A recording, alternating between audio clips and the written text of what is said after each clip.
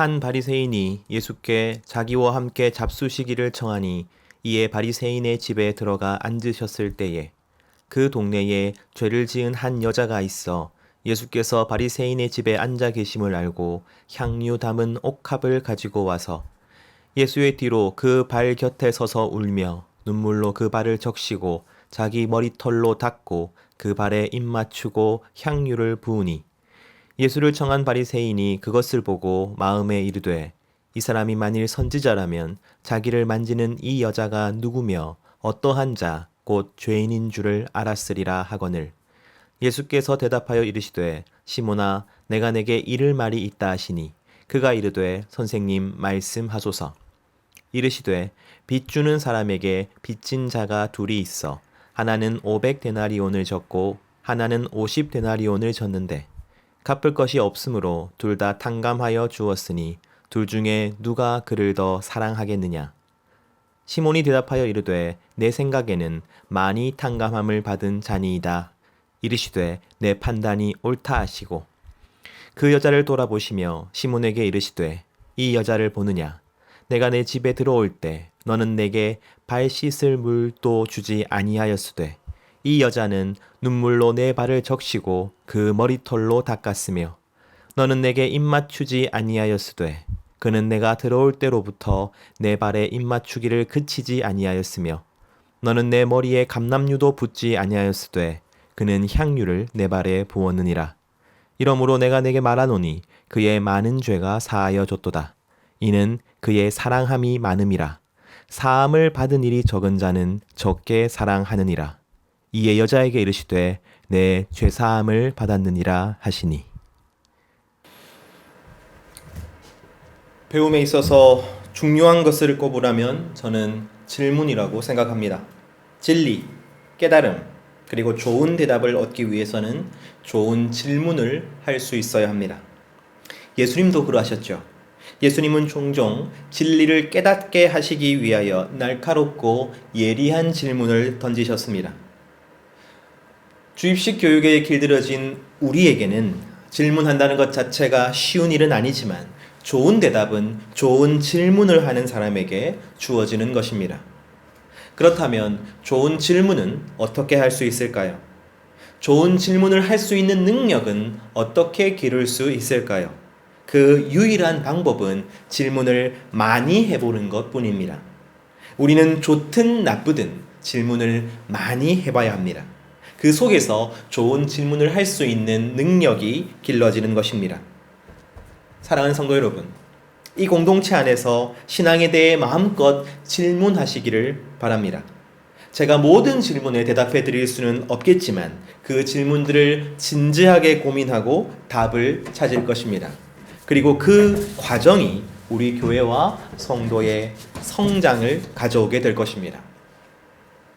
제가 왜 갑자기 질문 이야기를 하냐면 지난주 나눔 때에 한 성도가 이런 이야기를 했죠.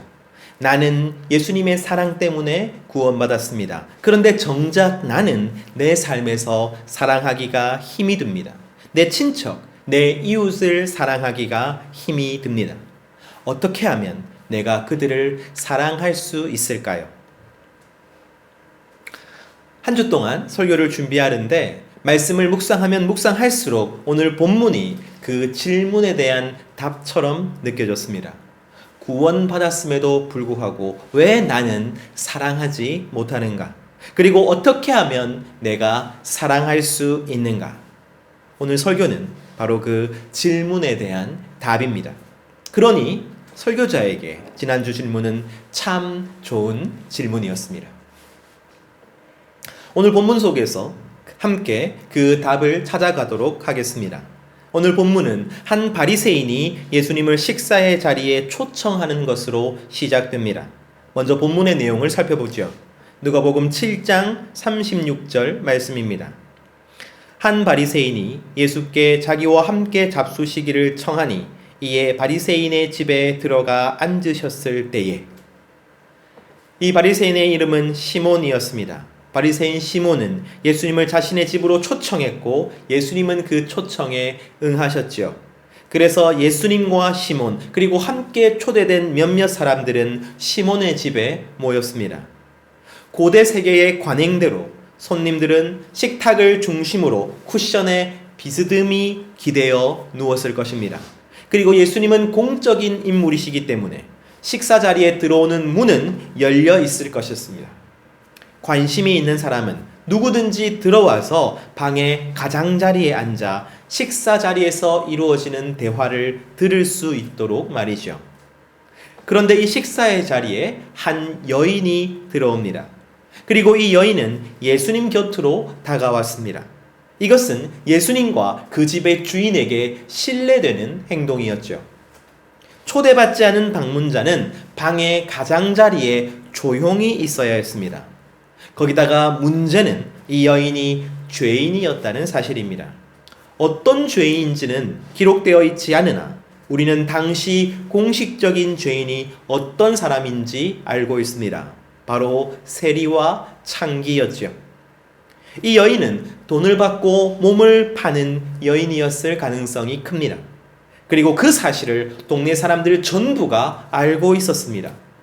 아마 여인이 집으로 들어온 그 순간부터 사람들은 얼굴을 찌푸렸을 것입니다. 하지만 이 동네에 처음 방문하신 예수님 때문에 눈치를 보며 쉬쉬하고 있었겠죠. 하지만 이 여인은 아랑곳하지 않고 예수님께 다가와 섰습니다. 여인은 눈물을 흘렸고 예수님의 발을 머리털로 닦았습니다. 그리고 예수님의 발에 입 맞추며 값비싼 향유를 예수님의 발에 붓습니다. 우리가 향유에 대해서 이야기한 적이 있죠. 향유는 장례에 쓰거나 혹은 제사장의 정결 의식에 쓰이는 물건이었습니다. 만약 이 여인이 순전한 나드 향유를 사용했다면 그 값은 보통 사람의 1년치 품삯이었습니다.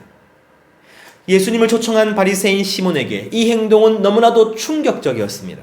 왜냐하면 이 여인은 공식적으로 너무나도 확실한 죄인이었기 때문입니다. 그리고 이런 여자가 들어와서 자신을 만지게끔 허용하는 것을 보면 예수라는 사람은 선지자가 아니라고 생각합니다. 예수님은 그러한 바리새인 시몬의 마음을 아셨습니다. 그리고 한 가지 비유를 통해 그에게 질문하십니다. 누가복음 7장 41절에서 42절 말씀입니다.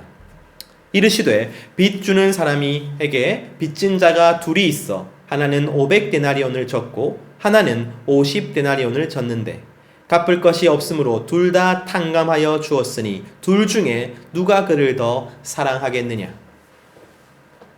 예수님은 두 명의 채무자를 말씀하십니다. 한 사람은 50데나리온을 빚졌고 다른 사람은 500데나리온을 빚졌습니다. 10배의 차이죠. 빚 주는 사람이 이들 둘 다 빚을 갚을 능력이 없음을 발견합니다.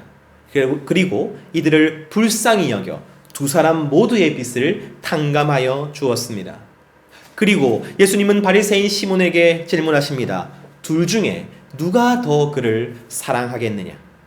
시몬은 곧바로 대답합니다. 더 많이 탕감받은 사람입니다. 여기까지가 오늘 본문의 이야기입니다. 그러면 먼저 우리가 왜 사랑할 수 없는가에 대해서 답하도록 하겠습니다. 여인은 향유 옥합을 가져와서 깨트립니다. 그리고 예수님의 발에 붓습니다. 이 향유는 성인 남성의 1년치 연봉입니다. 지금으로 따지자면 3천만 원 이상을 예수님의 발에 쏟아버린 것이죠. 마가복음에서 비슷한 사건이 일어났을 때 사람들은 향유를 예수님께 부었던 여인을 비난합니다. 네가 향유를 허비했다. 이 귀한 것을 낭비했다라고 말이죠. 마가복음 14장 4절에서 5절 말씀입니다. 어떤 사람들이 화를 내어 서로 말하되 어찌하여 이 향유를 허비하는가? 이 향유를 300데나리온 이상에 팔아 가난한 자들에게 줄 수 있었겠도다 하며 그 여자를 책망하는지라. 그렇다면 이 여인이 향유를 허비한 이유가 어디에 있습니까? 그것은 이 여인이 예수님을 사랑했기 때문입니다.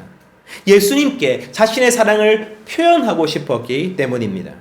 자신도 이 향유의 값어치가 얼마라는 것은 알고 있습니다. 이 향유를 팔면 여러 가지 이로운 일들을 할 수 있다는 것도 알고 있습니다. 하지만 예수님을 위해 이 향유를 허비하는 것이 하나도 아깝지 않은 것이죠. 아마 이 향유보다 더 귀한 것이 자신에게 있었다면 그녀는 예수님을 위해 모두 다 허비해 버렸을 것입니다. 사랑하는 이에게 허비하는 것은 하나도 아깝지 않습니다. 도리어 사랑하기 때문에 허비하고 싶습니다. 허비하고 낭비하는 것, 바로 그것이 사랑의 특징이기 때문이죠. 우리가 살아가는 이 세상은 이성과 합리의 세상입니다. 이성이 무엇입니까? 자신에게 이루은 것은 추구하고 자신에게 불리한 것은 회피하는 능력입니다. 합리성은 논리적으로, 경험적으로 나의 이익을 가장 적절하게 추구하는 능력입니다. 즉, 내게 이루은 것을 선택함에 있어서 낭비되는 것이 없어야 하는 것이 바로 이성과 합리의 세상인 것이죠. 하지만 이러한 이성과 합리의 세상에 균열을 내는 것은 바로 사랑입니다. 사랑하면 낭비하게 되어 있습니다. 낭비하고 허비하는 것이야말로 사랑에 빠진 사람들의 특징이지요. 사랑하는 사람이 배고프면 우리는 자신의 배고픔을 견디며 나의 밥을 내어줍니다. 분명 고통을 선택한 것입니다. 자신에게 불리한 것을 선택한 것입니다. 하지만 전혀 괴롭지 않습니다. 오히려 기쁘고 뿌듯하지요. 행복하고 자랑스럽습니다. 이처럼 내가 한 사람에게 더 많은 것을 낭비한다면 그것은 내가 그 사람을 그만큼 사랑한다는 의미입니다. 아이러니하지만 여러분, 낭비가 사랑을 증명합니다. 그리고 첫 번째 질문에 대한 답이 여기에 있습니다. 우리가 사랑하지 못하는 이유는 무엇입니까? 그 이유는 그 사람을 사랑하는 것이 결국 낭비라는 것을 알기 때문입니다. 생각해 보십시오. 만약 우리의 사랑이 그만큼의 결과를 가져온다면, 예를 들어 그 사람의 반응과 변화를 가져온다면, 혹은 즉각적인 감사와 인정을 가져온다면, 혹은 실제적인 보상을 가져온다면, 여러분, 우리가 사랑하지 않을 이유가 어디에 있겠습니까? 하지만 우리의 사랑이 밑빠진 독에 물 붓는 것처럼 계속해서 허비된다면, 우리의 감정과 시간과 돈과 에너지를 그 어떤 결과도 없이 낭비해야 한다면 우리가 어떻게 사랑할 수 있겠습니까? 그러므로 왜 나는 사랑하지 못하는가의 질문에 정직하게 대답한다면 내 사랑이 결국 낭비될 것 같기 때문입니다. 내 마음속 어딘가에 이건 결국 시간 낭비야, 감정 낭비야, 돈 낭비야, 이 판단이 드는 것이죠. 그리고 우리는 그 낭비가 하기 싫은 것입니다. 바로 그것이 우리가 사랑하지 못하는 이유입니다. 그렇다면 이제 두 번째로, 예수님을 믿어도 왜 여전히 사랑하기가 어려울까요? 이 질문에 답을 하도록 하겠습니다. 사랑하는 성도 여러분, 이 질문에 대한 답은 간단합니다. 원래 우리는 사랑할 능력이 없습니다. 구원을 받아도 사랑할 능력이 곧바로 생겨나가는 것이 아닙니다. 사랑은 우리 안에 원래 없는 것입니다.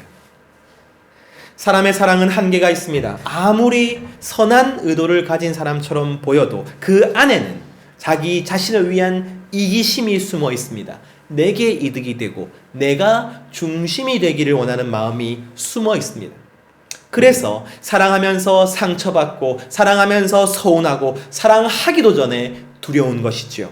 우리의 사랑에서 언제나 중요한 것은 우리 자신이기 때문입니다. 죄로 인하여 사랑은 이렇게 왜곡되어 버렸습니다.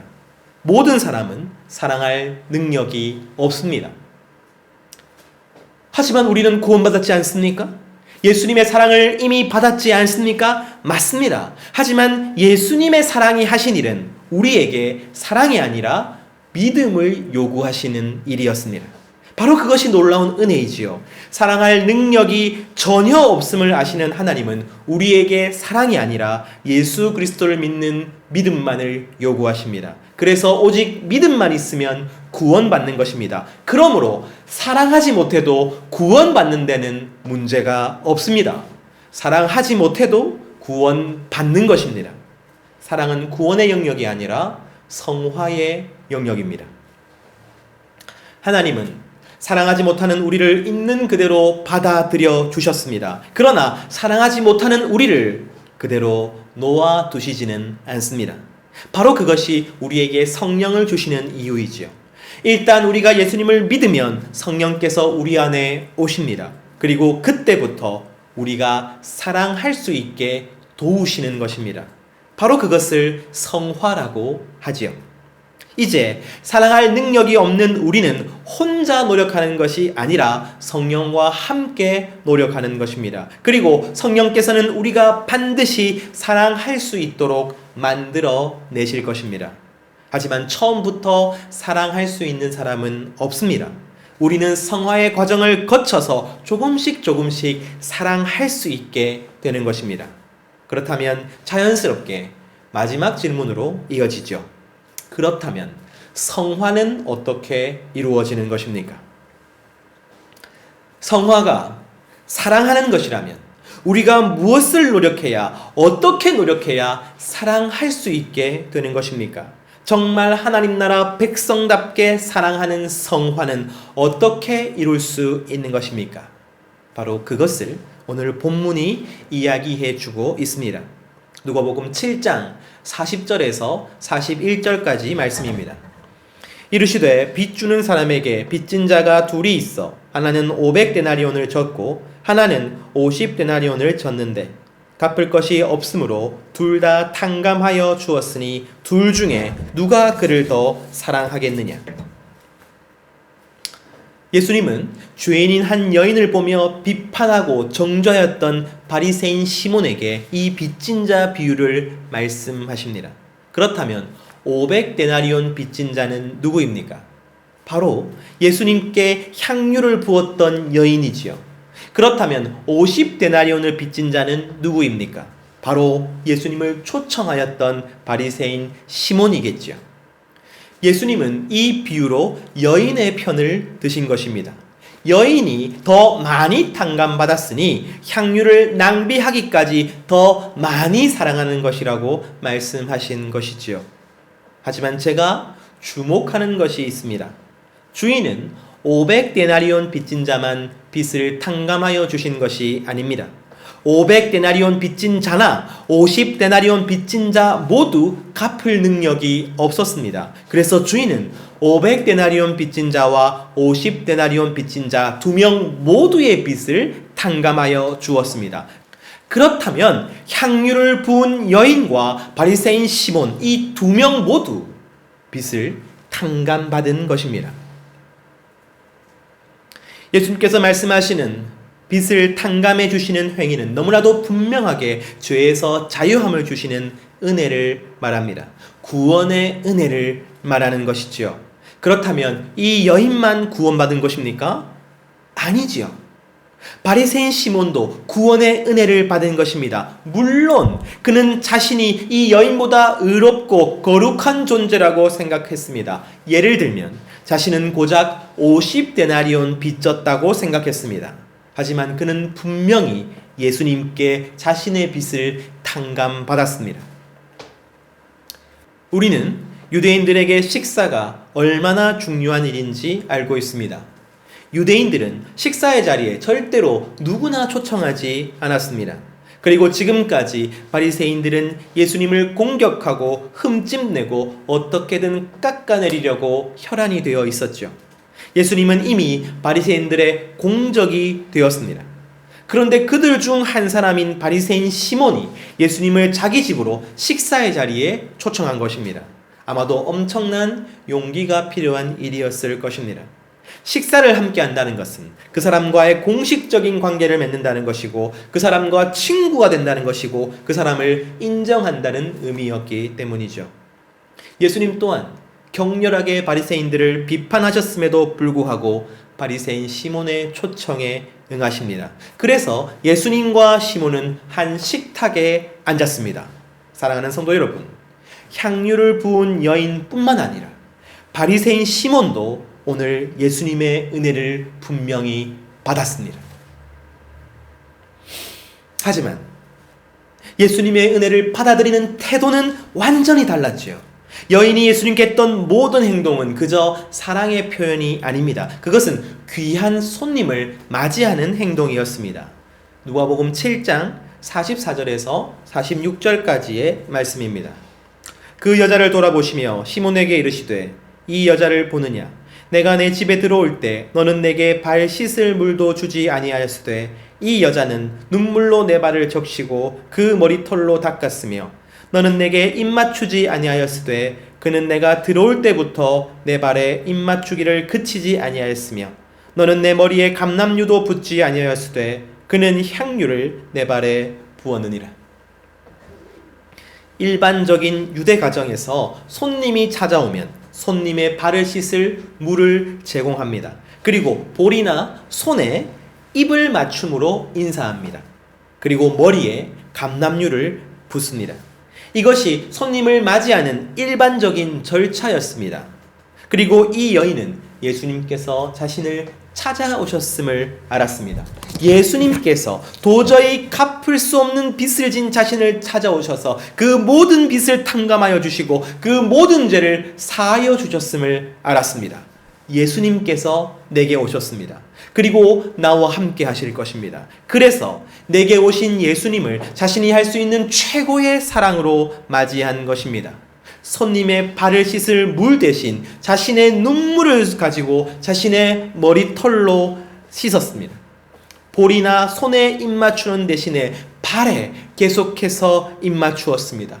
예수님의 머리에 감람유를 붓는 대신에 발에 최고급 향유를 부었습니다.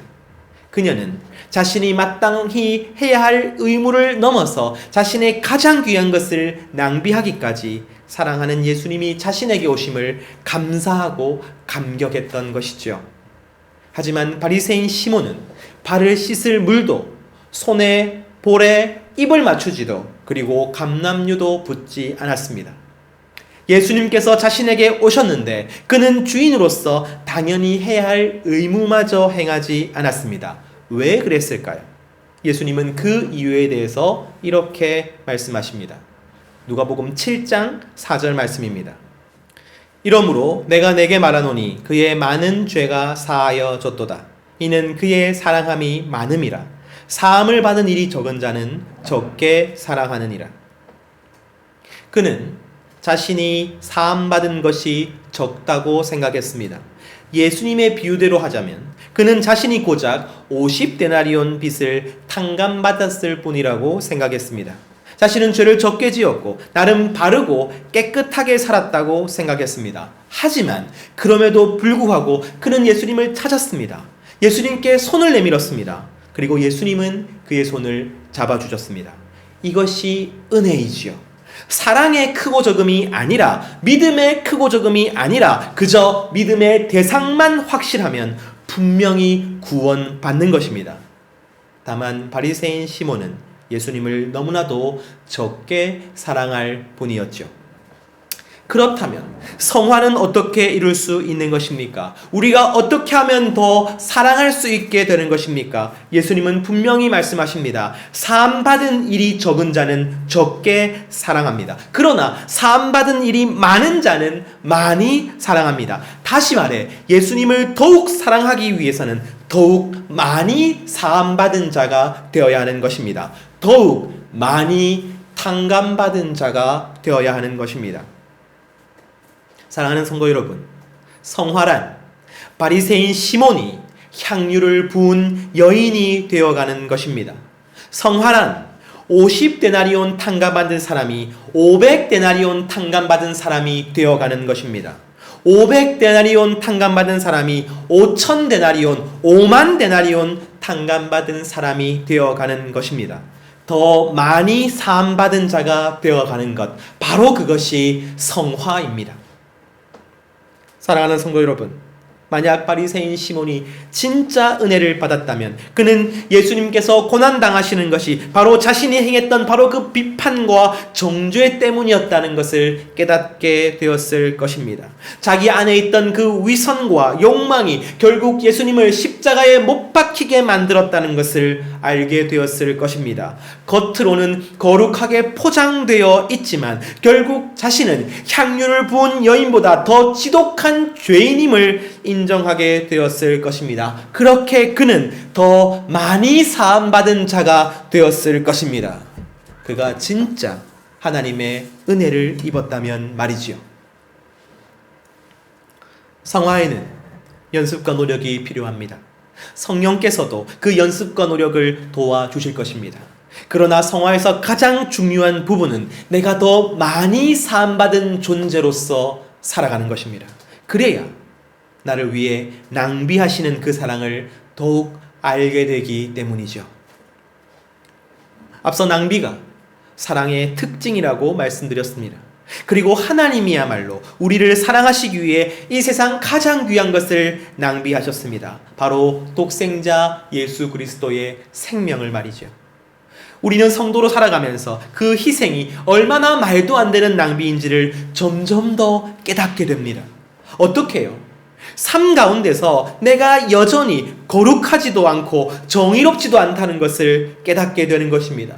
날이 가면 갈수록 내 안에 이기심과 욕망이 생생하게 살아있다는 것을 발견하게 되는 것입니다. 이런 나를 위하여 예수님께서 죽으셨다니 이것은 정말로 가치도 없고 의미도 없는 낭비인 것입니다. 나는 50데나리온 빚진 줄 알았는데 알고 보니 500데나리온이었습니다. 5천이었고 5만이었습니다. 주님께서 탕감하여 주신 그 은혜, 나를 위해 낭비하신 그 사랑이 계속해서 커지고 또 커지는 것입니다. 바로 그것을 깨닫는 것, 바로 그것이 성화의 과정인 것이죠. 바로 그때에야 내가 예수님을 위해 낭비하는 것이 아깝지 않습니다. 내 돈, 내 시간, 내 감정, 내 마음을 낭비하는 것이 오히려 기쁨이 되고 자랑이 됩니다. 왜냐하면 그 낭비야말로 내가 얼마나 예수님을 사랑하고 있는지를 증명할 것이기 때문입니다. 더 많이 사함받은 자는 더 많이 사랑합니다. 더 많이 사함받은 자는 더 많이 낭비합니다. 어떤 결과나 변화나 이득을 바라는 사랑이 아니라 처음부터 낭비를 각오하는 사랑, 허비하기로 작정한 사랑, 예수님께서 내게 주신 그 사랑을 비로소 나도 할 수 있게 되는 것입니다. 이웃 사랑의 핵심은 바로 여기 있습니다. 나를 위해 낭비하신 그 사랑 때문에 비로소 나도 이웃을 위해 낭비하게 되는 것이죠. 그러니 사랑하는 성도 여러분, 우리에게는 은혜가 필요합니다. 예수를 깊이 생각할 수 있는 은혜가 필요합니다. 인생은 분명 하루하루 나의 밑바닥을 보여주고 내가 이것밖에 안 되는 존재임을 폭로할 것입니다. 하지만 우리에게 은혜가 있다면 바로 그때 은혜는 그러한 나를 위해 자신의 생명을 낭비하신 예수님을 바라보게 할 것입니다. 내가 더 많이 사함받은 사람이라는 것을, 내가 더 많이 사랑받은 사람이라는 것을 깨닫게 할 것입니다. 그리하여 우리는 죄가 깊은 곳에 은혜가 더욱 넘치는 역사를 경험하게 될 것입니다. 반드시 더 사랑하고 더 낭비하는 사람이 되어갈 것입니다. 그러니 실망하지 마십시오. 자책하지 마십시오. 다만 어느 순간에도 예수를 깊이 생각하십시오. 다시 말씀드립니다. 우리의 구원과 사랑은 관계없습니다. 오직 믿음만 있으면 구원받습니다. 그러나 구원받는 자는 반드시 성화하게 되며 그 성화는 사랑하게 만듭니다. 특별히 더 많이 사함받았기에 더 많이 사랑하는 것, 바로 그것이 성화임을 기억하고 나를 위해 낭비하신 그 사랑을 더욱더 깊이 생각하는 우리 모든 성도님들 되시기를 소원합니다. 그리하여 나도 하나님과 이웃을 위해 더 많이 낭비하는 사랑을 할 수 있는 모든 성도님들 되시기를 간절히 소원합니다.